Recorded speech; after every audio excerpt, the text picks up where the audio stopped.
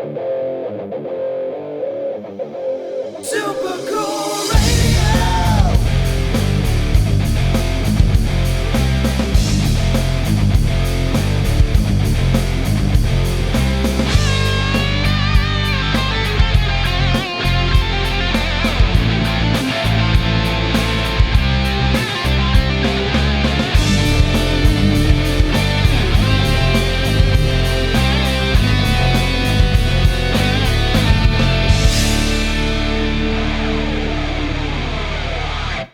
Hey everyone, before we jump into the show, I want to tell you about our merch store on Threadless. Shop a wide variety of logos with multiple colors and sizes available for each design. Your support is greatly appreciated and helps us continue to make killer content like this episode.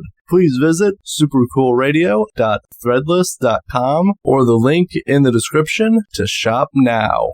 Hello everyone! I am Matthew Thomas. This is Super Cool Radio. Thank you so much for tuning in for another great episode. And I got two really great guests with me at this time. They are part of the Phoenix-based all-girl garage punk rock band known as The Darts. Please welcome Christina and Nicole. Hey. Hey, what's up? Thank you guys so much for hanging out with me. Huge fan of The Darts, and I am so glad I'm able to chat with you guys. Thanks. It's great to be here. It's really, really cool. For sure. And before we go any farther, so obviously, Nicole, you are the vocalist and the organist for The Darts, and Christina is the bassist. Yeah. So before we jump in, I know we got a lot to discuss. Obviously, you guys just got off the European tour. You got a new album in the works. But in July, you guys got to be a part of KEXP. How was that experience? Mind-blowing. It was pretty amazing. It was like kind of a dream come true to do that, be in that studio after watching like so many bands we loved be on it. It was really cool. It took a long time to get it set up, and bands work really hard to get that slot. So it was really an honor. And Brian Foss, who had us on his show, has just been a great supporter of not just this band, but our last band, the Love Me Nuts. And he just worked really hard to get us on it, and it was everything and more that you'd think it would have been. The sound was incredible, even in the studio. Oh, definitely. I was watching this yesterday, before this interview, and it just looked like awesome time. You guys having a really fun time, and yeah, the sound quality truly amazing in the studio. Oh yeah, that was the best part about it. It sounded amazing. Yeah, Julian, who does their sound, is kind of a freak genius. Like, I don't know how. We've played a lot of places, and it doesn't sound like that all the time. It was really, really cool. Yeah. And yeah, we always have fun no matter where we are. That's one of our top goals when Christina and I started this band was let's just have as much fun as we can. Yep. So, that was rule number one at the beginning is like, we're doing this to have fun. And that was pretty fun. yeah, it was pretty awesome. Oh, it definitely looked like it, and obviously that should be the goal for a lot of bands. Just have fun, just go out and have fun, because that's the part of music that people should enjoy. Yeah, and it Definitely. gets lost. So many people forget that. It's a business, and it's a lot of work, and it's a lot of sleeping on floors and getting up early in the van and stuff you don't want to do. But if you're with people you like and they're having a good time, it really helps. Yeah, definitely. Oh, for sure. So obviously, you guys just got off the European tour. So how was the tour, and were there any moments that really stood out for this tour? It was really special to be able to go back to Europe and start traveling again and touring again after 3 years of not being able to do anything. Like it was rad, and all the shows were really good. Surprisingly, like it's crazy not going anywhere for several years and then showing up in a tiny small town in Belgium, and there's a huge giant room full of people, and they know your songs. Like it was really cool. It was awesome. All of it was fun to me. Every night was amazing, and this wasn't even supposed to be like this big tour. It was supposed to be like clubs, and they turned out way better than we thought. I think we were all not just the people that were watching us, but even us, we were all just super hungry for it because it had been so many years. And we had our last round of merch that they hadn't even had because it came out during the pandemic and stuff. And like, I don't know, it was really, every night was a sweaty mess. It was amazing. Yeah, very sweaty. Yeah, very sweaty. No, I did see some photos from the tour. Now, what is the human set list and how'd that come about? You know, I've said for years, I think it started in Las Vegas at Punk Rock Bowling a few years ago, where this woman was standing up front and my set list kept flying away. So I grabbed it and I stuck it on her forehead. And she was sweaty and it just kind of stuck. And we took a picture of it. And then like years later, I was like, God, why don't we just do that? There's always somebody in the front row. And Christina's an amazing, people don't know this about her, but she's an amazing artist. She's very artsy. And so when we ordered our t-shirts, I'm like, dude, throw in 17 extra plain white t-shirts. He's like, what? I'm like, just do it, charge us for it. Just throw them in there.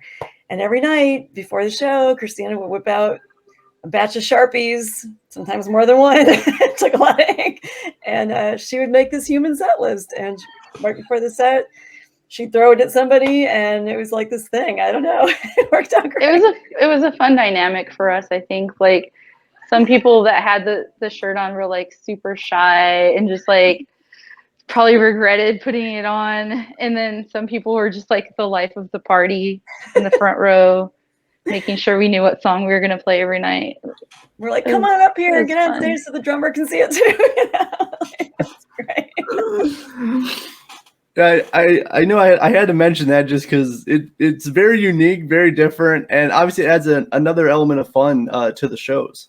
And they got a free t-shirt. Yeah. You can't have enough free t-shirts. It was actually like way more work than I thought it was going to be. So I don't know. We might have to think of something else for the next tour, but it was fun. Yeah, I mean, we didn't know it was going to be like as big a thing as it turned out to be, in a way. Like, I think even when I ordered the shirts, I was like, oh, Christina's just going to throw some stuff on there, and it'll just be scratched on there. But like, she made it amazing. Every single night, every word was amazing, and like little pictures, and it was great. So, yeah, that's cool. Do you think you're going to continue the human set list when you guys tour again? Maybe if somebody else wants to make these set list shirts, like I'm done. My turn is over. She's quitting the t-shirt. I think the next one's the Nicole set list shirt. Yeah, we'll mull it over. We'll see. We always have something up our sleeve every tour. Yeah, we'll do something fun for sure. We'll do something. It's always. We won't let you guys down. Don't worry. All right, well, I definitely look forward to seeing what you guys do have up your sleeve. Now, I've interviewed a few different bands who have toured Europe before. Is it a different experience to tour Europe compared to touring in America? Yes. Way different. I think the biggest thing from a business perspective is that in the US, you're lucky to get a drink ticket, and there they treat you like gods. Even the smaller US bands, they treat you so well. They really treat you like your grandma, or like they're just, like you get to the venue and they're like, here's food and drinks, and like make sure you're eating, or did you eat yet? And then they like are really nice about, like setting you up and giving you a place to hang out and then a place to sleep. And I feel like they appreciate music way more than they do here sometimes. Because you show up at clubs here and they're just like, ugh, you're in the band, cool. Like, it's kind of like, go sit not always. Like, there's a lot of places here in the US where people are really nice too, but the hospitality there's just next level kind of everywhere. And the sound, I mean, they take the sound really seriously. They fuss about it and worry about it. There's techs at every I didn't know this, I just learned this on this tour, but a lot of the cities, even like in France and Belgium, they actually make it a point to try to hire people from the town to provide jobs. And they come in and they like set up the stage for you, and they get everything plugged in, and they put up your backdrop, and like they're really, really into it. And it's like this community spirit. And even some of these venues are community centers, and it's just really common there. Yeah. And I don't know, There's a lot of volunteers, people that just love music, like just showing up to help too. And it's really cool. Like there's a lot of family dinners at these events, and like you'll go in the catering room and it's just like all these volunteers and everybody that's working and all the bands, and everybody just sits down and like eats together and like talks. It's neat. It's totally like, I love it. It's fun every night. It's different even from, like England isn't really like that so much, but Europe itself, it seems like that's the culture. So we always love going to Europe so much, because it's a whole different thing. I don't know what we haven't been to Japan yet. We haven't been to China yet. Haven't been to Australia yet. But in Europe, it's just really special for sure. Yeah, I love it. Right And the on. festivals are really fun there too. Yeah. Huge festivals. Well, right. I'm glad you guys had a really great experience on this tour, and to obviously talk about a little bit of like the cultural differences as well. I do hope you guys do get get to explore. There we go. Other countries like Japan, Australia, China.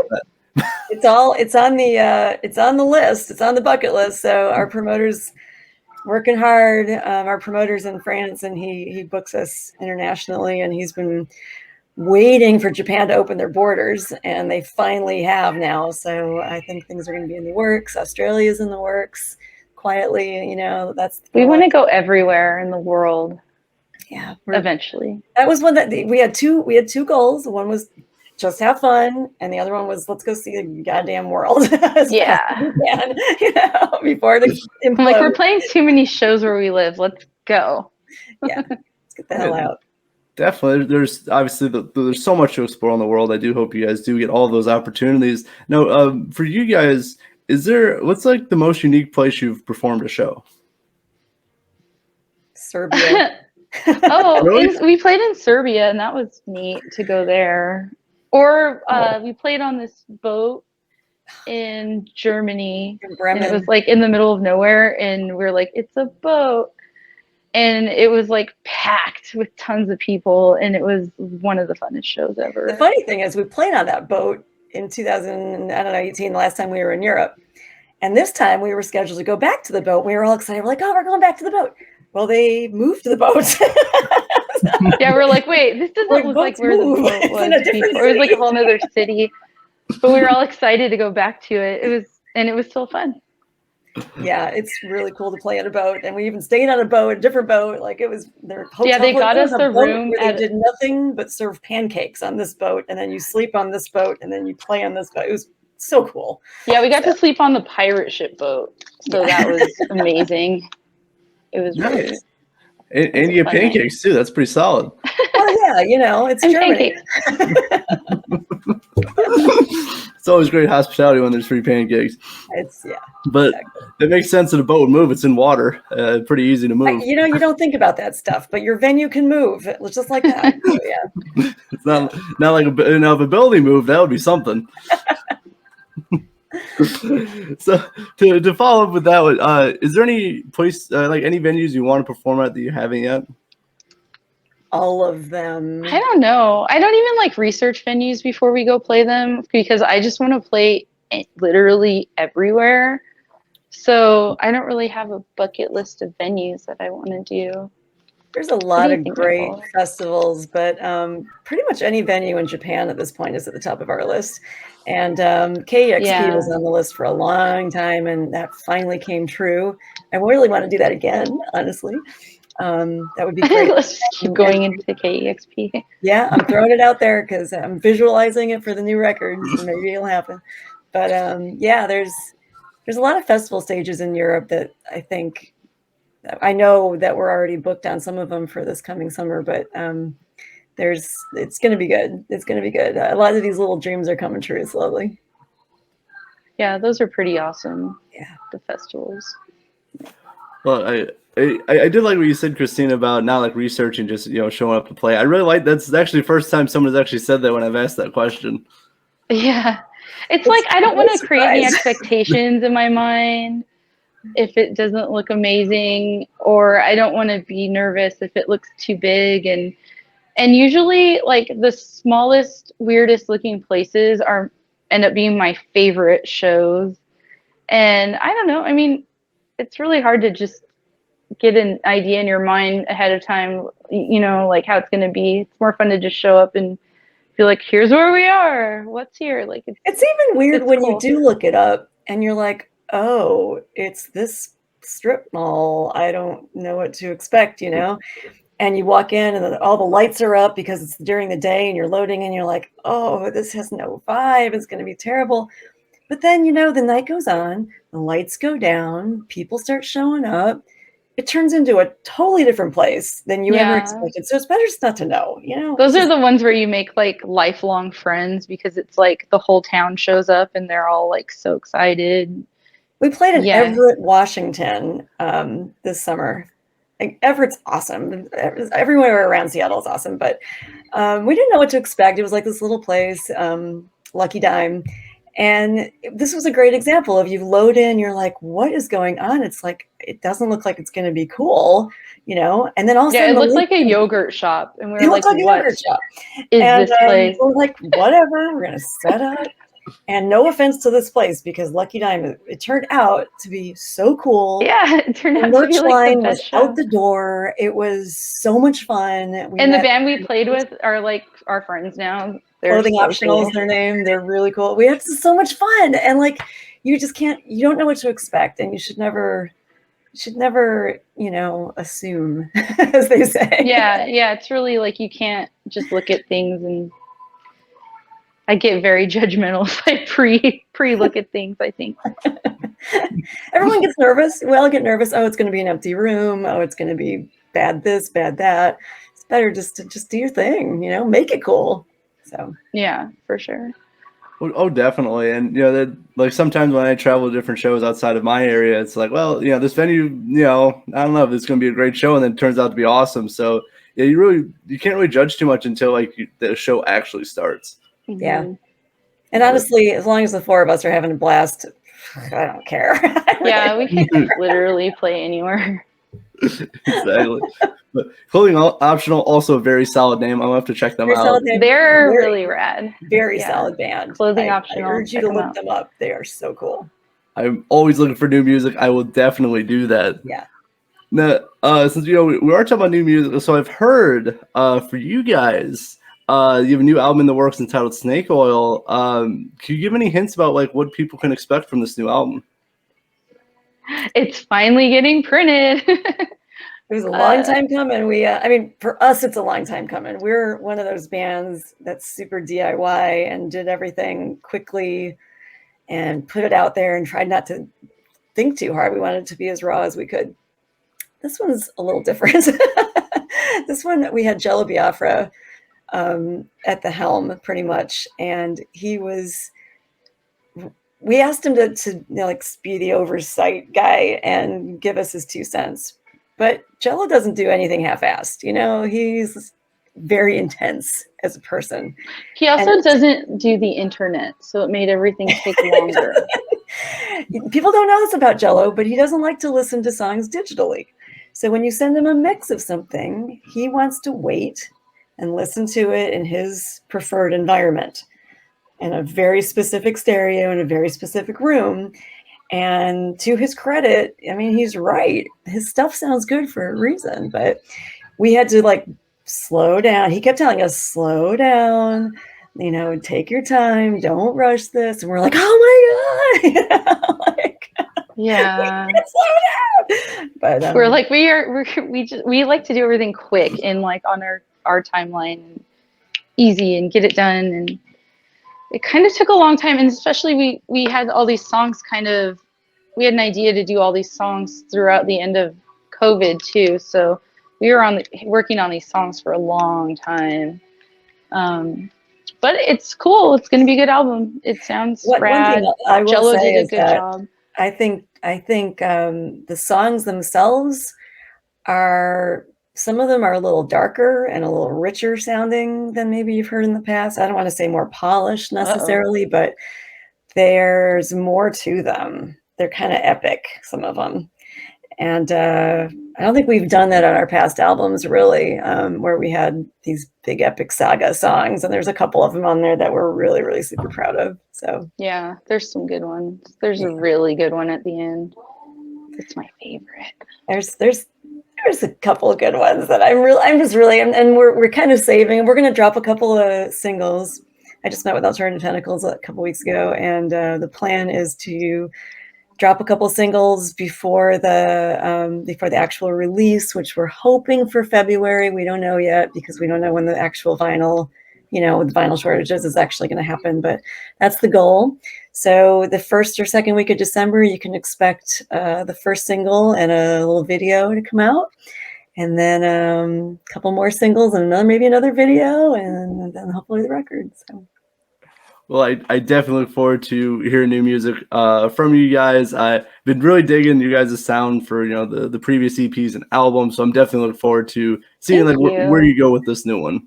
Well, and you're going to also hear someone I know Mary Rose Gonzalez on the drums out of Chicago is joining us for this record for the first time on these recordings, and she's freaking powerhouse. So she's like the best. She's so good at drums. I love her. She's good at drums. She's good at a lot of things. But I hope she stays in this band forever. She's so good. And she's really fun. And we had the best time with her. And she takes it really, really seriously. She's super work ethic-y. But it also comes really easy to her. So you can send her a song in the cyber waves and the next day she's got it down. And it was so easy working with her. Mm-hmm. These songs just flowed. So. Oh, definitely. She's very talented, very strong work ethic. If anyone who doesn't know, she was also part of the band Mystery Actions, that's how I learned about you guys, was through Mystery Actions. So it's very happy to hear she's a very great fit for the band. Yeah. We like Mystery Actions too a lot. We really love that band. We took them on tour with us this summer around the Midwest, a little bit mini tour, and played with them before too. So that's where we met her, is when we heard them open for us back in Chicago once. And yeah, she's on tour right now with Bev and the Drinks, and she's doing a lot with them too. Have you heard them? You should check them out. No, I didn't know. Oh my God, they're so fun. Yeah, they're great. They're so rad. Yeah, they've been playing bigger stages and bigger festivals too. So she's got her finger in a lot of good places right now, and it's good stuff is coming out. I'm gonna have to check them out. I was not aware she's in another band, but I know she's always busy, so I'm glad she's part of some really awesome bands. Yeah. But I was unfortunately I had other commitments for that Labor Day weekend run with Mystery Action, so unfortunately I did not get to see you guys. I know, because I don't. So I was gonna go that weekend, but obviously I had other commitments. So that's why I saw Mystery Actions in Chicago the month before, and they're like, "Hey, you should come see us. We're playing with the Darts." I'm like, "I can't." Yeah, it was a tough weekend for a lot of people. I think it was Memorial Day, so a lot of people were out of town. But yeah, we played Indie weekend in Indy. We played Chicago. We played Detroit. It was really fun. Definitely sounded like, and from what I've seen and what I've heard, it definitely looked like a great time. And so I do hope when you guys do tour America, and I do hopefully get to see you guys. Yeah, for sure. So for you guys, so obviously, the latest release was the Love Tsunami EP. So and that received really good, obviously commercial and critical, reviews and feedback and stuff. So when you're writing music, are you influenced by the commercial or critical response of a previous release? I think we're just influenced by I don't know. Not by whatever's floating around in the brain at the time. Yeah, we're influenced by whatever people are in or out of our lives at the moment, but not really trends or trying to make a good song popular. We don't really go in with a goal, but I think when we first started the band, this whole garagey girl sound was something that was fun and cool, and I wanted to at least bring that to the forefront. And you can really hear that with the song Love Tsunami. But that doesn't come out in a lot of our songs, but that definitely came out in that song. That was Japanese girl group. Let's do this, you know. And, that came out. But the other two tracks are completely different. And Underground and Shit Show are really inspired by stuff going on around us. And I wanted to do one where there was a big tempo change in the middle because we hadn't really done a lot of that before. And so that was Underground. It has this big slow bridge in the middle that's sort of, I don't know, it's really fun to play live because we can just kind of kill it and then come back again at the end. You know, it's fun. So there were some musical influences on those three songs, and then, you know, Shit Show's just a comment on the day. Yeah. I can understand that. Yep. I was curious. I figured for you guys, not so much, but I did want to ask this new question I thought of, you know, a while ago. I just never had got to you. So just curious for you guys. So, but also since you did talk about performing shows live, or performing songs live, is there any particular song that is your most favorite to perform live? I don't know, Christina, what do you think? I don't know. I like just playing. There's not a specific song I like to play live most, but I just like playing shows. I like the show in general. It's fun. I don't know. I'm not really partial to any one song either. I don't feel like any one of them, they're all my babies, right? I can't love one more than the other. So I have to love them all. But I always like the songs best where I can look around the stage and everybody on stage is having a blast. Those are my favorite songs. And that changes from night to night. But yeah, that's true. That's a good point, Nicole. When I look over at Melissa and she's just on her knees, just totally into it, you know, like, I'm like, okay, this is cool, you know, and like you can't get those from anywhere else in your life. So those are the songs. Okay, well, anyways, on that note, since my internet keeps lagging, it's time for me to peace out of this interview. I'll let you guys finish it up. Thanks for having me, though. I thought it was an hour ago for some reason. So it's daylight savings. We don't have it in Arizona, so it messes us up every year. Yeah. That's why they should get rid of it, in my opinion. But anyway, good to talk to you. Very nice to meet you. Thank you so much. I'll listen to the rest of this later when you guys finish it. You too. Take care. Bye. Well, I only had a few things left that Sure. I did want to talk about. So, like, for you, what I really noticed, like from watching videos and from talking to other people, is that you sing and play the organ at the same time, which you mostly use one hand to play the organ. Was that like a challenge to actually figure that out of how to sing and play the organ?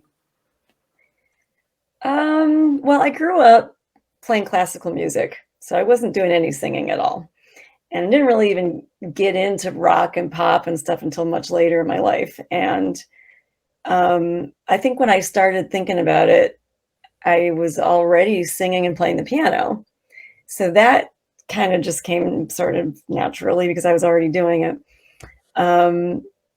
When I realized I was going to be on stage with this organ, this farfisa, I don't like to watch static shows myself. I don't like to watch just people holding onto the microphone and standing still.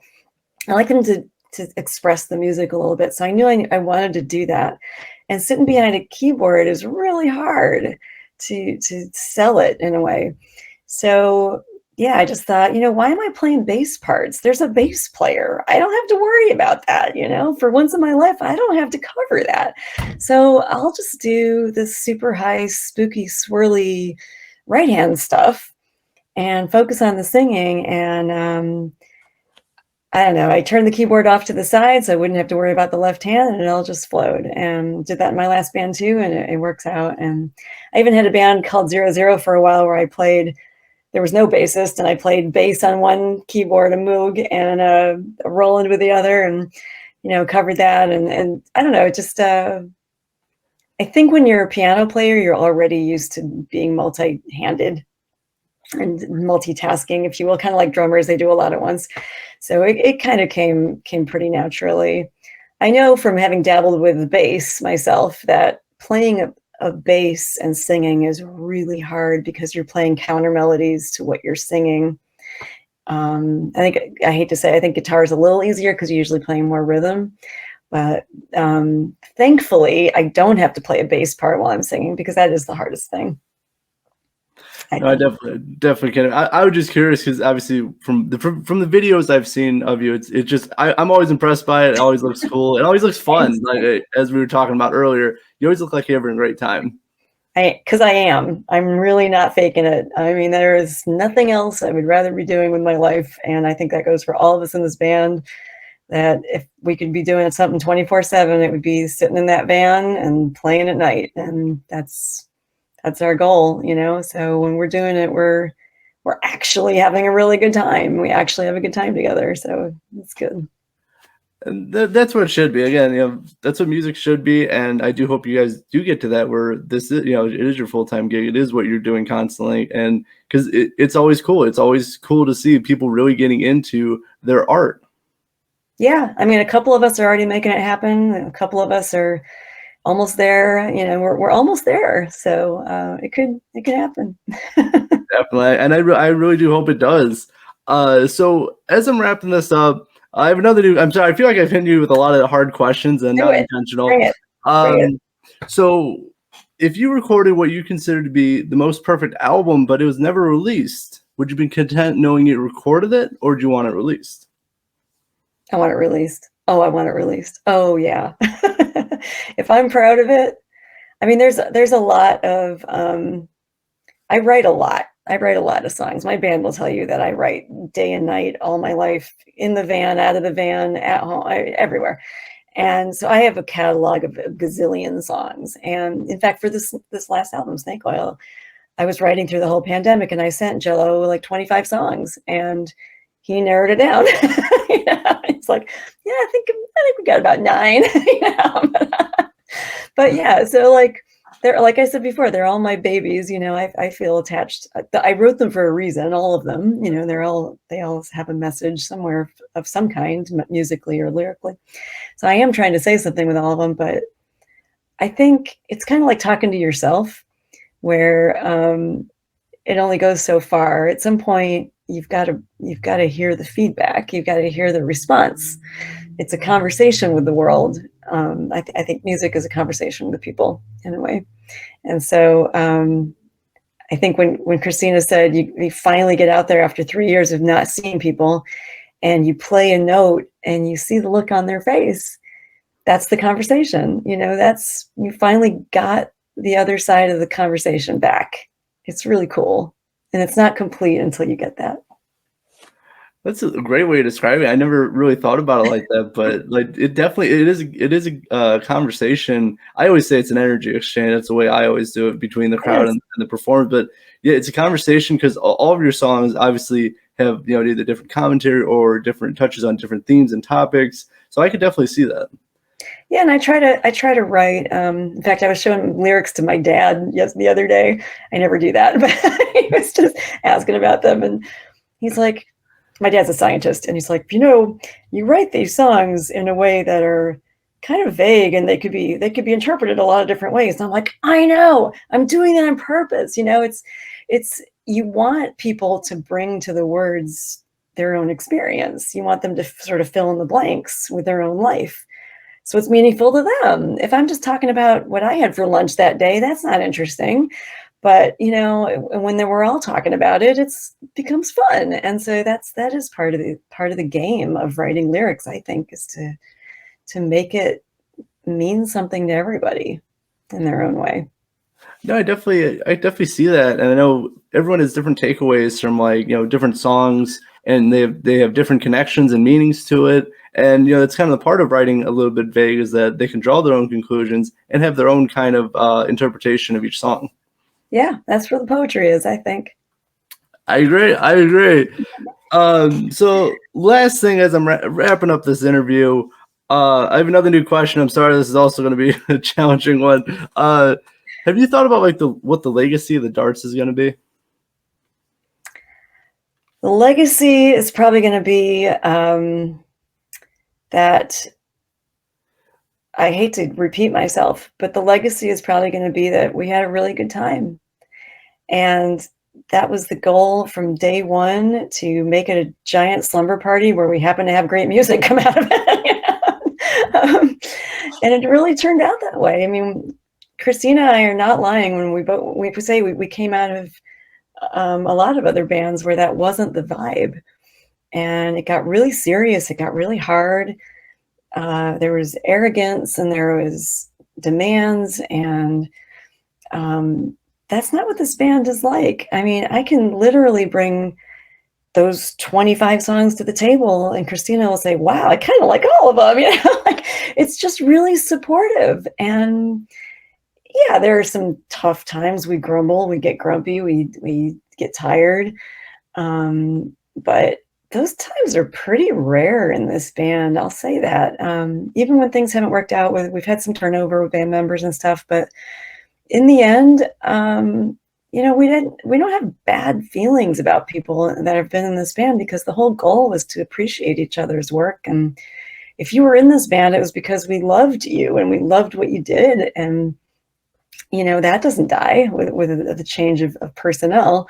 You can still really respect each other's work. And I don't know, there's just that's the legacy is, these women are this, and even the women that just tour with us who aren't on the recordings, like Dusty Rose, who's been with us a lot, and even Mary Rose, who's new to the game. Like, it's this team that is so supportive, and the band threads that we have going on are hilarious all the time, and just like they keep you going. It's a blast. It's just a blast. Well, I'm really glad to hear that. And obviously from like what I've heard, what I've seen is you guys are extremely supportive of one another. And also you're great to be around, but also it's music. That's like the first thing that I really noticed with you guys is that the music first. There's not anything else really, you know, there's not like egos or anything like that. It's all about the music and having fun. Yeah. I mean, if you've been in a band with egos, you know that life is just too short for that crap. It just is. You know, you have time, a short time in this world, and you better have a good time, and you better make good stuff. Definitely. But even I've dealt with, you know, as being, you know, a podcaster, not necessarily a musician, but I've dealt with that too. And it's just like, you make like what I like doing less fun now. Thank you. I know. Why do something if you're not having a good time? And I know there's hard times with everything, but it's the great times that get you through that stuff. And we can be, in fact, it's happened on this last tour. There was a gas strike in France while we were there, and all of a sudden there was no gas at the pumps. There were lines and lines and lines, and we're in a van full of gear, and we've got to go clear across France, which is a huge country. People don't realize it. It's like takes 12 hours to drive across France.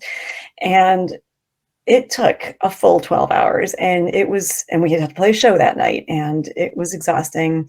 We had to take small roads to save gas, and it was a lot. And if you don't have really good like inside jokes and snacks and like all the things that make yourself and yourselves happy, and you know that about each other, it can be really hard. But if someone elbows you in the side and goes, dude, remember this time when this thing happened, and all of a sudden you're all giggling again, it's fine. And you know you're going to be fine. So that's what it takes. That's what we do. Oh, for sure. Obviously, there's a lot that goes on behind the scenes. That's why it's very important to have a really great and supportive team, because to get through that, obviously not a great ideal situation, but obviously you guys got through it. You got to play the show, and you made it through, and you continued the tour as well. Yeah. I mean, there's never an ideal situation if you really look at it, It's true. Like showing up in Everett at a yogurt shop, you just do it and you make it awesome, because that's where you could die tomorrow. That's your one shot. Make every show your last show. It's great that way, Well, definitely. And that's honestly a really great perspective, because we don't know how much time we got left. You never know. So you might as well live and have fun, because it could all be gone tomorrow. You never know. Yep. That's how we do it in the darts, and it works so far. For sure. But I do hope, I look forward to seeing you guys live whenever I do get the chance. I really appreciate hanging out with you. I had a fantastic time chatting with you and Christina. I know she had to dip out a little bit early because I had no idea about who changes time clocks, and I thought it was just all across America. I didn't know it was state No, by Arizona's state. a freak. Arizona does not change. So yeah, it's a problem twice a year. It's a problem. We all get totally confused when nobody knows what's going on. And yeah, so we all think you're crazy, but Well, I can second that too sometimes. But as I wrap this up, so what are the plans for the darts for next year, 2023? big year. The album drops early in the winter, like early spring.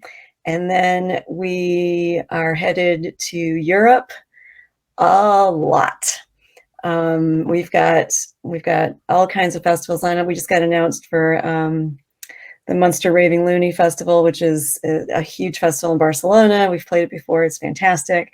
But that is just the tip of the iceberg. We're not supposed to announce anything quite yet, but they're starting to get put on the calendar, and it's a whole spring, summer full of going everywhere, Scandinavia, I mean, everywhere. So it's going to be a lot of fun, and we're still hoping to do more in the States. But right now, with the success of this last tour, and we kind of felt like we were ignoring Europe for a few years there. So we're trying to get back there and make that right as much as we can. And so we'll be there a lot. We're still hoping later in the year, there might even be Brazil, and there might be Japan, and there's just a lot of really cool things coming up, and we're always writing. So we're hoping to do yet more recordings, and we're planning on another record coming out late in 2023. So it's gonna be a busy year. Definitely sounds like you guys have a lot of great opportunities next year, and I do hope all of that works out for you guys. Plus, more killer music by the Darts. Like, who can complain? I'm not complaining. Exactly. All right. So, last thing. So, if anyone's interested, where can they find the Darts online?